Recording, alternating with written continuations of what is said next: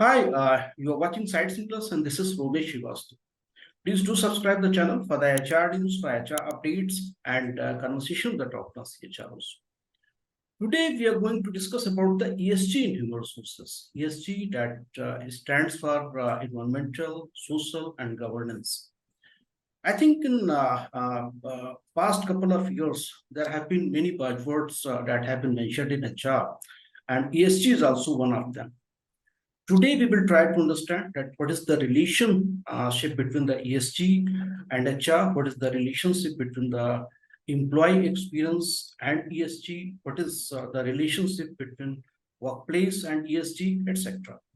And to understand better, today we are privileged to have Mr. Paneesh Rao. He is the Chief Sustainability Officer with the LTIMindtree.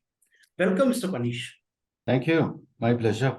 So, Mr. Paneesh, first I would like to understand that what is the basics of this ESG and what is the sustainability and how do you see its relationship with the human resources? Actually, sustainability, ESG, is a subject by itself and is a function by itself. And just like human resources is a function and finance is a function in the corporates, sustainability is a function by itself. And the relevance and the importance of sustainability comes from the fact that, all the resources are very limited in the world. And people have been a little irresponsible in using, overusing, and abusing the resources available. And there's a fear that, these resources, like any other, will one day exhaust, and there will be nothing more for the generations to come in the future. Like, for example, the air that we breathe is getting more and more polluted. The water that is very, very important for our living also is in short supply. One day will come when there will be no water to drink. Similarly, I think we have been disposing of waste extremely irresponsibly, I would say, and throwing it in open space and filling the land, which is impacting the vegetation, the fertility of the land and thereof. So therefore, I would say that, this is a subject by itself, and it has to start from somewhere. And it started with the world recognizing that, we need to do something. Then countries adopted that, and countries are now asking corporates to adopt it and individuals to adopt it in turn. So I guess together we can make a better world for tomorrow if we were responsible with the air that we breathe, the water that we use, and the waste that we throw in the open. And living in the community, I think we also have responsibility. You are aware that, there's a huge disparity between the states. There's a huge disparity between the cities in the state. And when I call it out, I mean to say that some states are very rich, some states are not very rich. Some states are struggling to still invite industrialization and corporates to work out of them because there's a source of income, there's a livelihood for people living in those states. There are cities which are thriving, overpopulated because they have livelihood opportunities. There are cities which don't have any opportunity at all. Bangalore is a beautiful example where I live. I think, it's been bursting out of its seam because it provides opportunities to people. So people from various states, various other cities within the state have come into Bangalore. And Bangalore has not been prepared well for the growth that it has witnessed in terms of the infrastructural facility. So I guess to bridge this gap between those who have and those who don't have, and I mean to say now individuals, some have too much of shelter to live in, some have no shelter to live under. Some have too many clothes to wear, some have no clothes to wear. Some have a lot of food to eat and waste, some have no food to eat. So, this is the disparity I call, and therefore, the social responsibility also comes out of ESG. And having done all this, I think is the government's way of ensuring that the money is rightly spent and corporates take the responsibility of everything that they do. There is a reporting mechanism, which is called the governance, which is to make sure that there is transparency in everything that we do, the money that we spend, and the report that we make, because, it's expected that the corporates take the responsibility of bridging the gap between those who have and those who don't have. So that is my little understanding of ESG. I think very beautifully you have explained about the ESG, and now function-wise, I would like to understand in terms of the HR and the workplace perspective. So if you look at the workplace, you already discussed about the disparity part. So if we come to the workplace in an organization, so how do you see it? Its a relationship in diversity, equality, and equity kind of terms. The world is made of all kinds of people, and the country is made of all kinds of people, and therefore the organizations are made of all kinds of people. And in terms of diversity, equity, and inclusion, I think organizations like us have moved a little out of or away from just the binary of men and women. So diversity to us, that is taken for granted. There need to be men and women, just like the world is made of men and women. And there are several other diversities that have come. That is inclusion of LGBTQ plus, transgenders into the organization, people with disability, people of, since we are all global companies now, we need to include people of all nations, color. Also, the new diversities that have come into play is employing veterans, those who have served the nation. And I think it's our responsibility to include them in a more sustainable engagement form, because after serving the nation, what do they do is the big question. And how long will government continue to support them, right? There is another diversity that comes with the veterans. Not everybody is lucky to be living. Some of them give their lives to the nation. What happens to their families, right? So our inclusion includes the spouses of those veterans who gave their life for the nation. So we talk about them, we engage them, and I have always felt and said that I think we Indians have born and bred in diversity. If you look at our nation, we have different religion, we have different languages, we have different food habits, we dress differently, we celebrate different festivals. I think, there can't be another country like India which has so much of diversity built into it. So for us, accepting, embracing, living diversity, I think is like fish taking to water. Again, I'll talk about the more functions, try to go a little deeper because we are talking about the diversity. So hiring is also the first foundation for the diversity. When you go for the hiring, maybe you have the mindset that what should be the points when you are looking for the new hires. We are a profit-making organization, okay?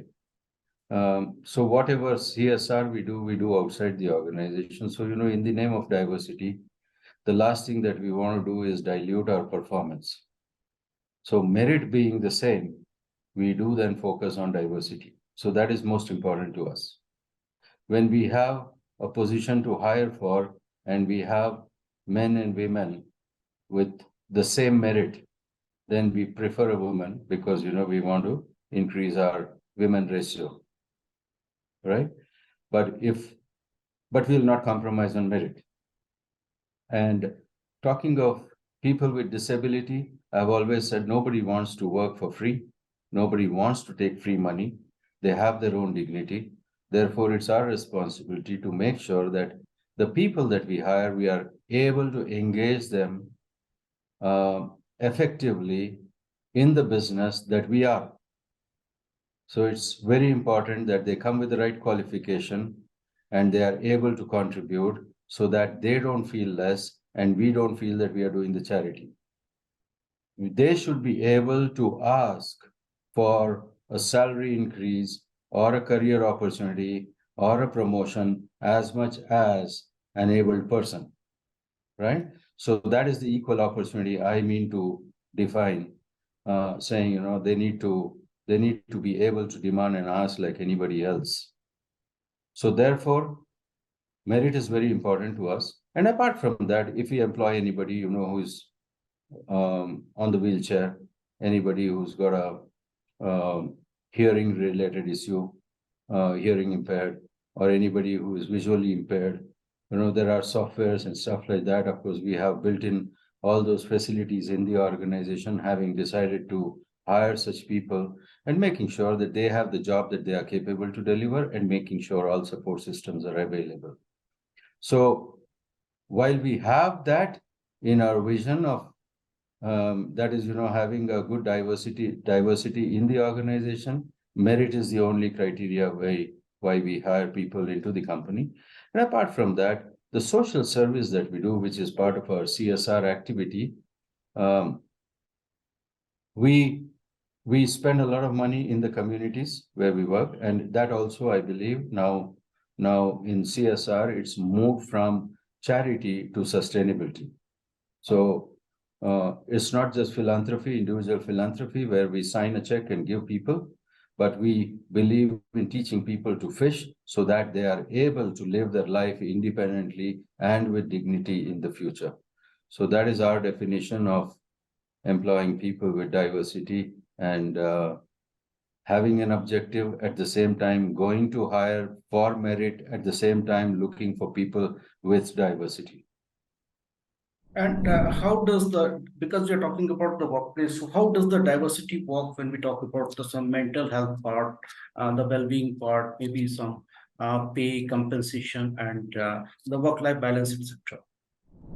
So we have a price for every job. So we don't differentiate just because somebody has got a physical disability, you know, will get less paid or something. We pay for the job, so it's equal for sure. Mental health and stuff like that, I think, you know, is dependent on the individual strength many a times. We all work in the same environment. We go through the same work stress. Some can take it, some can't take it. I think the organization is an international organization and has been in business for many, many years, has employed all kinds of people over the past so many decades. And we have enough support in the organization to make sure that people's health and their well-being is taken care of either through counselors or medical tie-ups or insurance policies, or, you know, sometimes even the managers act as counselors, because, you know, then they understand who can take more, who can take less, who needs what kind of support, etc., etc. So the entire organization is trained to manage these kind of issues in an organization with their respective team members. How do you see the ESG when we talk about the employee experience and the performance, etc.? So there are three parts to it. Like I said before, you know, E, for example, is all to do with environment. So we as an organization, being a very conscious corporate citizen, we ensure that we have renewable energy as much as we can use, and therefore, you know, reducing our carbon footprint. So if that means that we need to change equipments, stuff like that consume more electricity, we do invest in changing those parts and equipments to make sure that our energy consumption is less. We also generate our own solar energy. And if you go to our Bhubaneswar facility, you will see it's a bundle of sustainability. The earth that was dug to lay the foundation was used to make bricks. There are ponds which have fish in it. There are farmlands which has agriculture in it. We run the entire space of many acres, several acres, through solar energy only. We hardly use any government supplied or electricity board supplied electricity, right? So that is one part of E. The second part of E is all to do with water. We have taken several measures to reduce our water consumption. Our urinals are water-free, for example. The flushed water is collected somewhere and then recycled to use in landscaping. We buy recycled water for purposes where we can use recycled water. We have made special wash places for vessels and plates and stuff like that, which is used for food, which consumes less water. We have rainwater harvesting, and therefore we make sure that we are water neutral, and we in some time we will be water positive too. Apart from this, in energy, like I said, there's not everything that we can do with solar power. There's still some grid power that we use. And for that, to offset, we do several initiatives like plantation, which generate oxygen. So that helps us in offsetting. In water, we build several ponds, we rejuvenate lakes. We have made several water bodies, rejuvenating wells also in farm places, which also gives us credit to offset the water that we consume. And in terms of waste, we have a beautiful system of segregating waste. We don't send any much waste to landfill. Everything is recycled and reused. So that is the E part of it. On the S part of it, I define there are people inside the organization and people outside the organization that we are responsible for. People inside the organization are our employees. So we have a very good system of hiring the right people, helping them make a career, a good training and development program, a good induction program, career planning for them, and making sure that all our welfare programs are tuned to their good living. And outside the company, the community, people in the community, we have a CSR program. We skill people, we educate people, we take care of health, and we do comprehensive community development. And we also ensure that, there is shelter taken care of, there is education taken care of, there is livelihood skilling taken care of. And we measure them all in terms of social return on investment. For every rupee that we spend, what is the return that people are getting? So in this, we treat it as much like a business. There is a return on the investment that we make, that we measure. The only thing is that we don't get the return on the investment. We make sure that the community gets the return on investment and they thrive. And along with them, we all thrive in the society that we live in. In the governance part, whatever we do is very transparently and openly measured and published for consumption of people at large. I think this ESG is the new area, I think, which is added in HR portfolio in over the past couple of years. So do you think a training or a kind of awareness that is needed for the HR leaders? I think more than that is the mindset that is required in people. Like I said, sustainability, I don't know if it was ever added as an additional responsibility to the folks in HR, but like I was doing HR and CSR together, but when the portfolio grew to include to give it a new name called sustainability, and the environment got added and governance got added, I think it's a function by itself in large organizations. It's no more club with HR, it's a separate function by itself. And I very slowly transitioned because of my mindset, because of my passion and my interest to serve the nation, to serve the society in a very different way, and get the happiness out of what we do for the community that we live in and the generations to come. I think we did not discuss much about the governance part. So, sometime in organization when any wrong things happen, like POSH, you can say, some ethical breach of ethical code of conduct, like this kind of situation. So, how do you see what is the role of ESG comes into picture? So, ESG directly may not play a role in it, but ESG does play a role in ensuring that in our reporting, we make sure that there are sufficient policies in the organization to take care of such incidences. And I must accept the fact that when you have a large organization and people working everywhere in the world, there could be stray instances of things like that happening. No organization is devoid of that. But with the right policies in place, with the right mechanism, with the right committees to take care of it, I think we can reduce by making sure that, you know, there is a bit of fear in people to not to do such things in the companies that they work. So I would say that, you know, it's all about the process, the policy, and mechanism through which you identify, mechanisms through which there are people who will inform, whistleblow, and, you know, they bring it to the notice of the right people to take the necessary action. I think is very, very important, for which, you know, you need to create a good environment which is trustworthy, where people can feel free to inform and are not reprimanded or are not, you know, penalized for reporting things like that happening.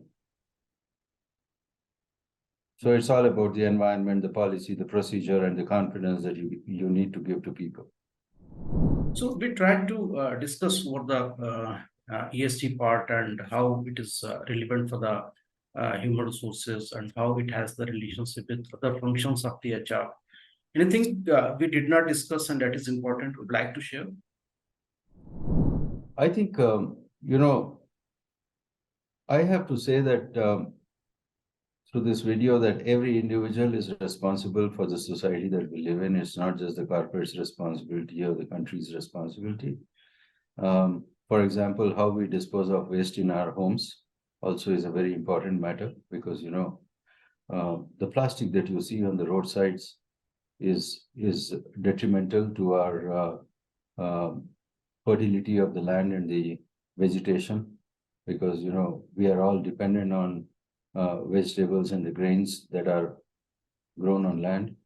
I think we have equal responsibility as an individual to ensure that just because we have the affordability, we don't waste water, but we use it with discretion and use it in a very limited way and not waste it, because there are many people who don't have water at all. I recently happened to go to one of the states in the West and the interiors of that state where people didn't have water, and they were dying out of thirst, and they were dying out of diseases of the kind of water that was available. And also because of lack of water, they were not able to use their land, so there was no income to those people, right? So water is going to be scarce.